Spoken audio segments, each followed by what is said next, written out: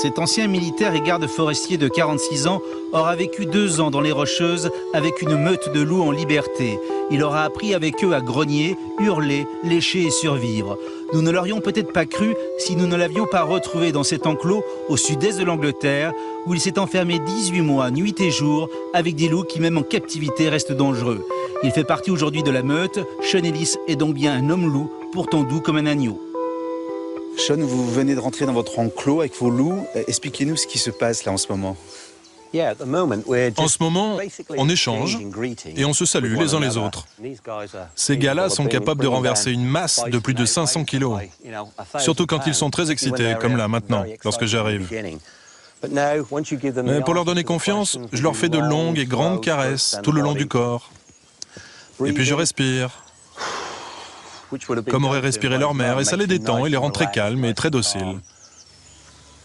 Ce qu'il faut dire, c'est que vous avez appris à vivre avec les loups, à vous nourrir de viande crue, à même la carcasse, à grogner pour vous défendre, à hurler aussi pour communiquer avec eux. Pour installer la confiance avec ces loups, tout ce que j'ai à faire, c'est leur offrir ma gorge et les laisser me la saisir.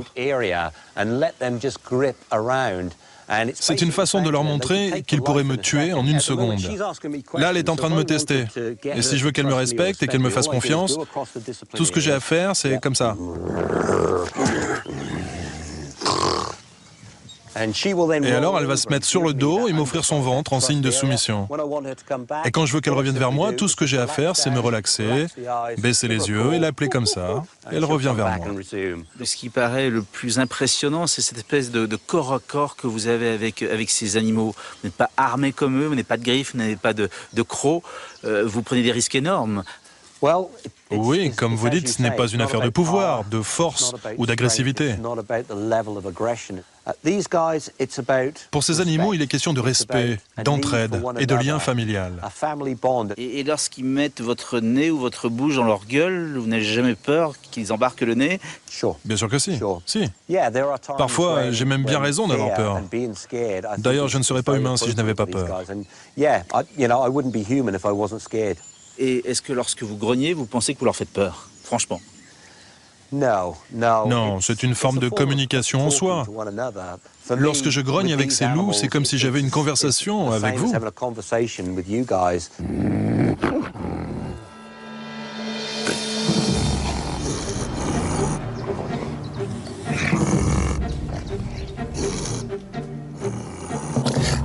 Vous connaissez bien cet enclos, vous avez vécu 18 mois dans cet enclos à dormir avec vos loups. Oui, entre leurs pattes, on peut se faufiler, se mettre au chaud. C'est comme avoir un petit poêle portable et ils se blottissent autour de vous pour vous réchauffer. Vous dormiez où? Si vous regardez derrière moi, là, vous verrez les rochers dans le fond de l'enclos. Et pendant plusieurs mois, les louveteaux et moi-même avons dormi dans cette tanière quand il y avait trop de vent ou trop de pluie. Et si vous avez vécu 18 mois avec ces loups, si vous avez vécu si longtemps dans cet enclos, c'est que vous avez élevé des petits louveteaux qu'une mère a abandonnés à la naissance. C'est exact. J'ai élevé les louveteaux et j'ai passé 18 mois dans cet enclos. Vous racontez que vous aviez un peu la position, le rang de la nourrice là-bas, que vous occupiez des louveteaux. On sait que les loups, pour nourrir les louveteaux, sont obligés de régurgiter. Est-ce que vous faisiez ça? Est-ce que vous mâchiez aussi la viande pour les louveteaux? Oui, je faisais ça de façon assez régulière.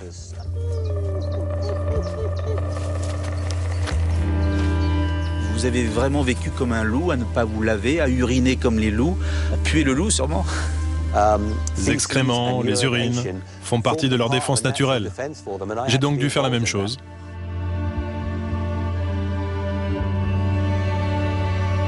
Si vous avez cette connaissance absolument incroyable des loups en captivité, c'est que vous avez passé presque 2 ans, je crois, dans les Rocheuses, à infiltrer une meute de loups sauvages, ce qui paraît absolument invraisemblable. Les Indiens d'Amérique avec qui j'ai vécu et que je respecte comme ma famille me disaient: si tu veux parler au nom des Indiens, tu dois vivre comme les Indiens. Donc si tu veux parler au nom des loups, tu dois vivre comme un loup. C'est pour ça que j'ai voulu devenir comme eux, pour les comprendre complètement. Donc vous étiez un élément de la meute, les loups vous ont accepté, vous ont même nourri, je crois. Plus d'une fois, ces animaux m'ont sauvé la vie, et pas seulement en me protégeant des ours, mais en m'indiquant ce que je devais manger, ce que je devais boire, où je devais dormir, où je devais me reposer et comment rester au chaud dans un environnement extrême. Ils m'ont beaucoup plus appris que je ne leur ai appris. Donc ils vous apportaient chaque jour un peu de nourriture de leur chasse, c'est ça? Oui, parfois il fallait attendre 3 à 4 jours avant qu'ils ne m'apportent de la nourriture. Mais elle finissait toujours par arriver.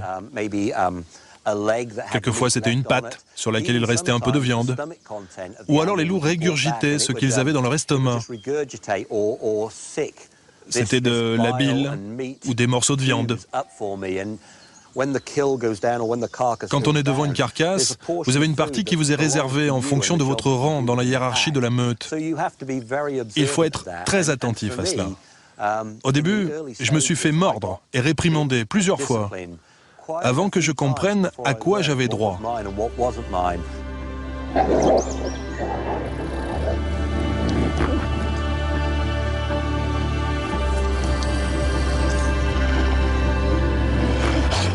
Dans les carcasses, ils vous laissent les bons morceaux, moi?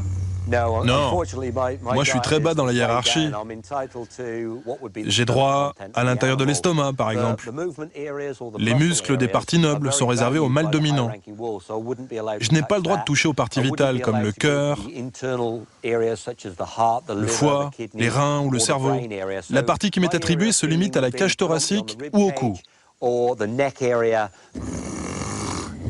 Comment, avec vos petites canines, vous faites pour mâcher cette viande crue? Vous faites plus ou moins comme eux. Vous essayez d'arracher des gros morceaux. C'est très semblable à la manière dont les hommes se nourrissaient il y a des milliers d'années de cela. Est-ce que vous sentez plus homme ou loup? Ah, c'est une très bonne question. Si vous me l'aviez posé il y a 5 ou 10 ans, je vous aurais répondu sûrement « loup ». Je suis beaucoup plus à l'aise dans leur monde, mais je suis un homme, et mon rôle est d'être leur porte-parole. C'est comme si j'avais une double vie. Je dois faire le lien entre nos deux mondes. Dans votre vie, vous avez plus côtoyé les loups que les humains. Vous avez quand même réussi à rencontrer une femme et faire des enfants. Ça doit être assez compliqué de vivre avec un homme loup. Oui, c'est très difficile. La personne que j'ai fini par rencontrer a dû se débrouiller avec mes 2 familles, celle des loups et celle des hommes. C'est difficile d'imposer ça à quelqu'un.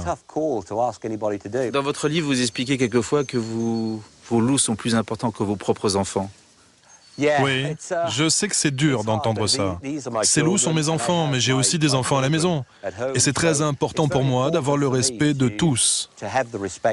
Et vous, qui êtes un ancien militaire, qui avez fait la guerre en Irlande, vous dites que vous êtes plus respectueux des guerriers que sont les loups que du soldat qui fait la guerre en appuyant sur sa gâchette. Oui, c'est ce que je pense. Je me suis battu aux côtés d'hommes dans une guerre qui n'avait pour moi aucun sens.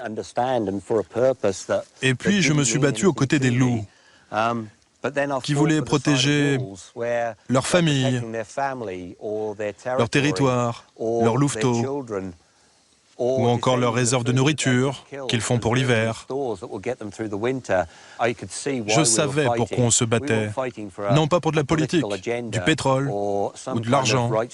Avec les loups, je me battais pour survivre et ça avait du sens pour moi.